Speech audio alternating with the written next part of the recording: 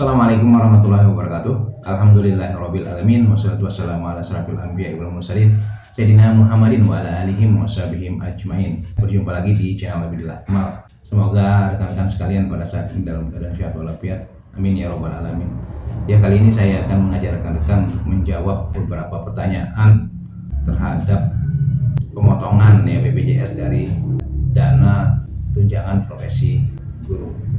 Saya pikir ini sudah clear ya, ternyata masih ada yang bertanya ya, sehingga ini perlu dijelaskan ya supaya teman-teman paham ya kenapa tunjangan profesi dipotong untuk iuran BPJS. Mari kita lihat pertanyaan yang masuk ya, baik melalui telepon, kemudian ada yang datang langsung ke kantor, ada yang melalui WhatsApp, dan ada yang melalui Facebook. Ini dia pertanyaan-pertanyaannya. Ingin menanyakan tentang pemotongan sertifikasi guru. Jadi di bawah banyak desas-desus atau simpang siur salah pemahaman. Untuk itu kami mohon kepada Bapak Kasih, silahkan dijelaskan kepada kami tentang regulasi pemotongannya. Yang terakhir lagi, jadi di sini yang sangat perlu harapan kami dari khususnya para guru yang tentang setelah kita tanda tangan, jangan terlalu jauh jeda untuk masuk di rekening masing-masing.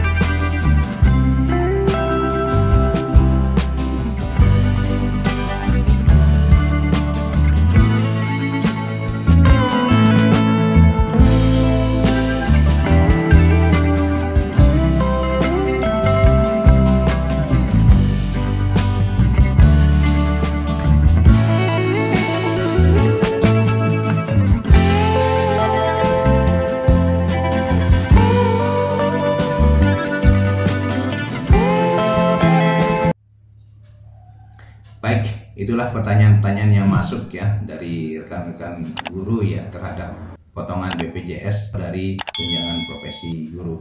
Sebelum menuju pembahasannya, mari kita dengar ini ada penjelasan dari Bapak Haji Sunardi ya. Beliau ini bertugas di BPKAD ya. Pada saat saya berangkat ke Jakarta ya bersama beliau untuk menghadiri acara rekonsiliasi tunjangan, saya sempat berbincang ya dengan beliau hal potongan BPJS terhadap tunjangan profesi. Jadi BPJS itu sebenarnya potongannya hanya 1% dengan take home pay-nya itu dari seluruh penghasilan. Jadi penghasilan itu termasuk gaji pokok, tunjangan keluarga, tunjangan jabatan. Kalau guru yang punya sertifikasi ya tunjangan profesi. Kalau jasa kesehatan itu disebut jasa medis. Jasa medis ya?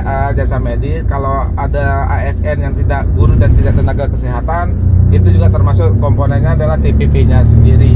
Berarti jadi 5 komponen itu ya? Ya, jadi maksimalnya adalah 12 juta penghasilan satu bulannya, itu dikali dengan 1%. Jadi kalau lebih dari, misalnya ada kepala dinas yang gajinya sampai 7 juta, ditambah dengan tunjangan TPP-nya misalnya ada 8 juta, berarti itu 17 juta. Yang diambil adalah 12 jutanya. Dikali 1%, 120 dalam satu bulan. Bukan langsung dari 17 jutanya itu sendiri. Jadi dasar pemotongannya 12 juta ya? 12 juta maksimal 12 juta. Di atas 12 juta enggak kena potongan Tidak BPJS? kena potongan BPJS. Jadi yang diambil hanyalah 12 jutanya 12 saja, juta. dikali 1%. Jadi kalau guru itu bukan berarti dipotong 2 kali ya? Bukan. Karena sama seperti ASN, dia kurang dari 12 juta penghasilan sebulannya, jadi TPP-nya pun dipotong juga kalau ASN biasa, yang bukan dari tenaga guru maupun dari tenaga kesehatan.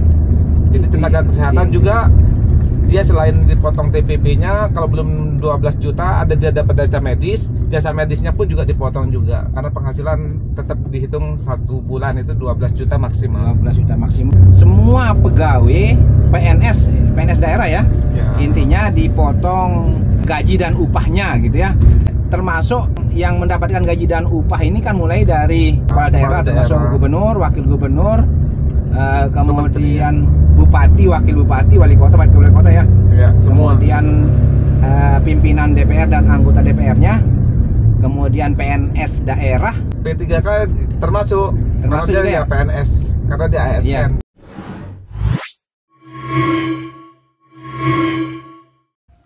Nah, itulah ya informasi-informasi yang disampaikan sama Pak Haji Sunardi ya terhadap potongan BPJS ya. Di sini kita bersama-sama ya, kita memperhitungkan iuran 1% dari Bapak Ibu guru yang mendapatkan tunjangan profesi. Kemudian beliau ini memperhitungkan yang 4% kewajiban pemerintah daerah ya yang harus dibayarkan atas penerimaan tunjangan profesi terhadap teman-teman guru ya, karena pemerintah daerah di sini posisinya adalah pemberi kerja, sementara Bapak Ibu guru adalah pegawai penerima upah di Kabupaten Lombok Timur. Baik, kita fokus menjawab pertanyaan-pertanyaan yang masuk saja. Yang pertama, adakah regulasi yang haruskan pemotongan sertifikasi guru? Ini saya akan tunjukkan regulasi yang jadikan dasar pemotongan BPJS terhadap tunjangan profesi guru. Yang pertama adalah Peraturan Presiden Republik Indonesia Nomor 82 Tahun 2018 tentang jaminan kesehatan. Ya, sebagaimana peraturan ini telah dirubah 2 kali ya. Yang pertama Peraturan Presiden Nomor 75 Tahun 2019, kemudian perubahan keduanya adalah Peraturan Presiden Nomor 64 Tahun 2020 ya, tentang perubahan kedua atas Peraturan Presiden Nomor 82 Tahun 2018 tentang jaminan kesehatan. Kemudian ada turunannya, yaitu Peraturan Menteri Dalam Negeri Republik Indonesia yang nomor 70 tahun 2020 ya, tentang penyetoran iuran jaminan kesehatan bagi pekerja penerima upah di lingkungan pemerintah daerah. Dan selanjutnya Surat Edaran Menteri Dalam Negeri Republik Indonesia nomor 900/471/SJ ya, tentang pemotongan, penyetoran dan pembayaran iuran jaminan kesehatan bagi pekerja penerima upah pemerintah daerah. Selanjutnya ada Surat Edaran dari Gubernur Nusa Tenggara Barat nomor 561/12/KUM/ tahun 2021 tentang komponen dasar perhitungan iuran peserta penerima upah pemerintah daerah se-Nusa Tenggara Barat. Nah, itulah regulasi yang kita jadikan dasar pemotongan tunjangan profesi guru. Kita menuju ke pertanyaan selanjutnya, yaitu kenapa polisi, prajurit, kemudian agama tidak dipotong? Bagaimana dengan PNS yang lain? Masa hanya guru yang mendapat sertifikasi yang dipotong? Apakah Lombok Timur saja yang melakukan pemotongan? Kenapa di Lombok Tengah tidak dipotong? Nah, ini karena kita belum tahu informasinya. Rekan-rekan belum mengetahui siapa saja yang seharusnya dipotong iuran BPJS. Apakah PNS saja, polisi tidak, prajurit tidak, dari kementerian lain tidak? Apakah di Lombok Timur saja?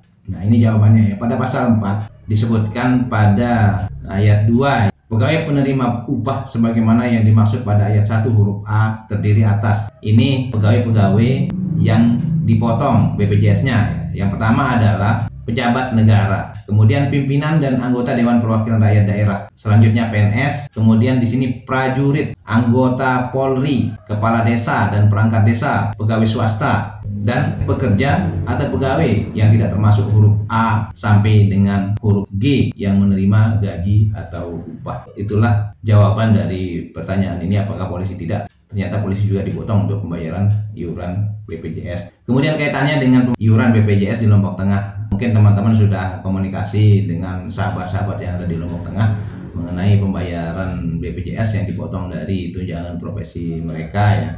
Terakhir saya sempat komunikasi dengan pengelola tunjangan profesi yang ada di Lombok Tengah. Saya mendapatkan informasi bahwa teman-teman di sana sedang melakukan persiapan ya, pada saat kita sudah melakukan pemotongan ya. Melakukan komunikasi dengan BPJS bagaimana teknis pemotongannya dan seterusnya. Sementara kita sudah melakukan pemotongan ya pada triwulan 3 untuk tunggakan triwulan 1 dan triwulan 3-nya. Kemudian triwulan 4 kita potong untuk pembayaran tunggakan triwulan 2 dan iuran triwulan 4 ya, sehingga tidak begitu besar lah yang kita potong ya. karena diatur 2 kali ya di tempat kita. Sementara di Lombok Tengah diatur 1 kali ya, pada triwulan 4 dipotong 12 bulan ya, 1 tahun, sehingga jumlahnya cukup besar. Selanjutnya ya, BPJS sudah dipotong di gaji. Kenapa di sertifikasi guru juga? Nah, dan kenapa tidak dari dulu ya? Ini jawabannya adalah pasal 33 ya, pada ayat 1. Gaji atau upah yang digunakan sebagai dasar perhitungan iuran ya bagi peserta PPU untuk pejabat negara, pimpinan dan anggota Dewan Perwakilan Rakyat Daerah, PNS, prajurit atau anggota Polri sebagaimana dimaksud pada pasal 30 ayat 1 terdiri atas. Nah, ini komponen-komponen gaji dan upah yang dijadikan dasar untuk pembayaran BPJS. Yang pertama adalah gaji atau upah pokok. Kemudian ada tunjangan keluarga. Selanjutnya tunjangan jabatan atau tunjangan umum. Selanjutnya tunjangan profesi. Karena tunjangan profesi ini masuk dalam salah satu komponen sehingga tunjangan profesi dipotong. Kenapa merasa 2 kali? Karena pemotongannya tidak bersamaan ya, sesuai dengan pembayarannya ya. Kalau gaji pada saat pembayaran gaji dan tunjangan profesi pada saat pembayaran tunjangan profesi. Ini tidak bisa dijadikan satu pemotongan karena tunjangan profesi masih ada beberapa persyaratan yang harus dipenuhi untuk bisa mendapatkan tunjangan profesi. Bisa juga tunjangan profesi tidak terbayar apabila Bapak Ibu tidak memenuhi syarat, sehingga tidak dilakukan pemotongan di gaji. Yang terakhir adalah tunjangan kinerja atau tambahan penghasilan bagi PNS daerah. Apabila Bapak Ibu guru juga mendapat tunjangan kinerja atau tambahan penghasilan, maka tambahan penghasilan ini juga termasuk salah satu komponen ya.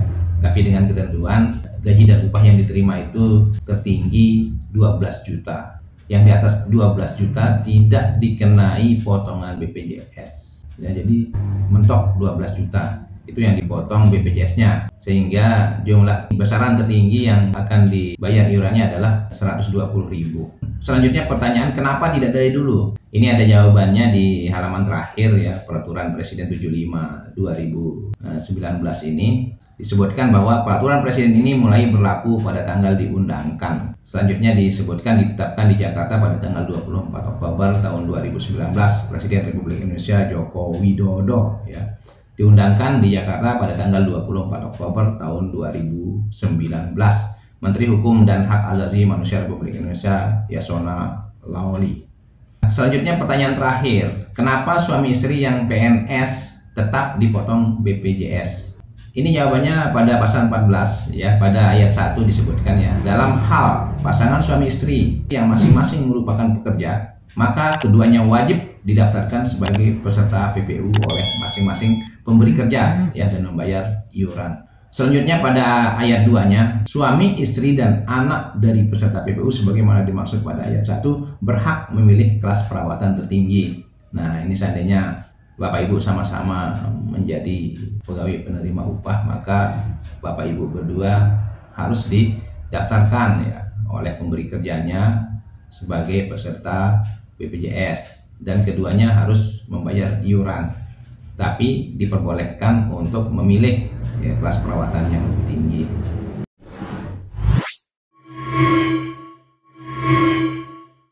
Nah, inilah jawaban-jawaban dari pertanyaan yang kami terima dari Bapak Ibu ya. Semoga informasi ini bermanfaat. Jangan lupa subscribe, like, dan share video ini kepada rekan-rekan Bapak Ibu. Wabillahi taufiq wal hidayah. Assalamualaikum warahmatullahi wabarakatuh.